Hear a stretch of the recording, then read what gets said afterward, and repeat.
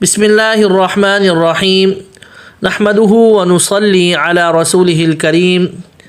1 minute کا مدرسہ، سبق نمبر 65 الحمدللہ سبق نمبر 65 ہے، اور ہر سبق میں 5 چیزوں کا تذکرہ ہوتا ہے: ترجمہ نماز، ایک سنت، ایک کبیرہ گناہ، گناہ کے نقصانات، طاعت اور عبادت کے فوائد۔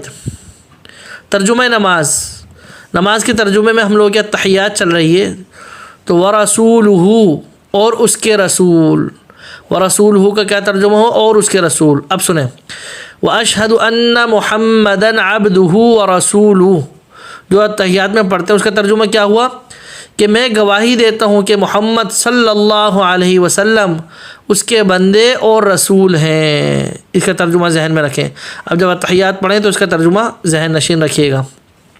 ایک سنت، کل عورتوں کی نماز کے طریقے کا یہ فرق بیان ہوا کہ سجدے میں عورت کوہنیوں کو زمین پر رکھ دے۔ دوسری سنت کہ قاعدے میں بائیں طرف بیٹھے، اور آج کا سبق سنت نمبر 3 کہ دونوں پاؤں داہنی طرف نکال دے، یعنی جب عورت قاعدے میں بیٹھے گی تو دونوں پاؤں کو ایسے سیدھی ہاتھ کی طرف نکال دے، اس طریقے سے بیٹھے گی۔ ایک کبیرہ گناہ، بڑے بڑے گناہ جن پر سخت عذاب کی وعید آئی ہیں، ان میں سے ایک بڑا گناہ ہے ناچ دیکھنا، ڈانس دیکھنا، یہ کبیرہ گناہ ہے، سخت عذاب کی وعید ہے، حرام ہے۔ اس گناہ میں بھی اکثر لوگ ملوث ہیں، اللہ حفاظت فرمائے۔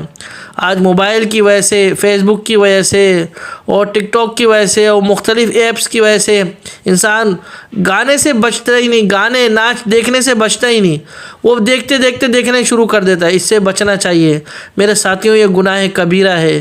کہیں ایسا تو نہیں کہ ہم گناہ کبیرہ میں ملوث ہوں، تو اس سے بچنے کی کوشش کریں، اللہ حفاظت فرمائے۔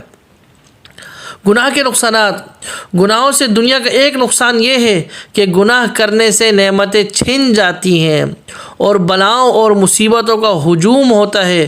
بعض گناہ گار اگر بڑے بڑے عیش میں نظر آتے ہیں تو یہ اللہ کی طرف سے ڈھیل ہے، اور ایسا شخص اور بھی زیادہ خطرے میں ہے کیونکہ جب یہ پکڑ میں آئیں گے تو دنیا اور آخرت میں اکٹھی سزا دی جائے گی۔ گناہ کا نقصان ہے کہ نعمتیں چھن جاتی ہیں۔ نعمتوں کی اگر حفاظت چاہتے ہیں کہ آپ کے پاس جو بھی نعمتیں ہیں، بے شمار نعمتیں، ان کی حفاظت ہو تو گناہوں سے بچیے، اور مصیبتوں اور بلاؤں سے بچنا چاہتے ہیں تو جب بھی گناہوں سے بچیے، یہ گناہ کا نقصان ہوتا ہے، اللہ حفاظت فرمائے۔ طاعت اور عبادت کے فوائد، ایمان کی برکت سے تھوڑے کھانے میں بھی آسودگی ہو جاتی ہے۔ حدیث پاک میں ہے کہ ایک شخص حالت کفر میں بہت کھایا کرتا تھا، لیکن ایمان لانے کے بعد بہت کم کھانے لگا۔ حضور صلی اللہ علیہ وسلم نے فرمایا کہ مومن 1 آنت میں کھاتا ہے اور کافر 7 آنت میں کھاتا ہے۔ یعنی طاعت و عبادت کا فائدہ یہ بھی ہے کہ انسان کی خوراک تھوڑی کم ہو جاتی ہے، ہر وقت کھانے پینے اور بس حوڑ کرنے کی اس کی فکر نہیں رہتی، اس کی ہلکا پھلکا اپنا کھاتا ہے، گزارا کرتا ہے بس۔ یہ بھی اطاعت کے فوائد ہیں۔ اللہ پاک ہمیں ان باتوں کو سمجھنے اور عمل کرنے کی توفیق عطا فرمائے۔ وآخر دعوانا ان الحمد للہ رب العالمین۔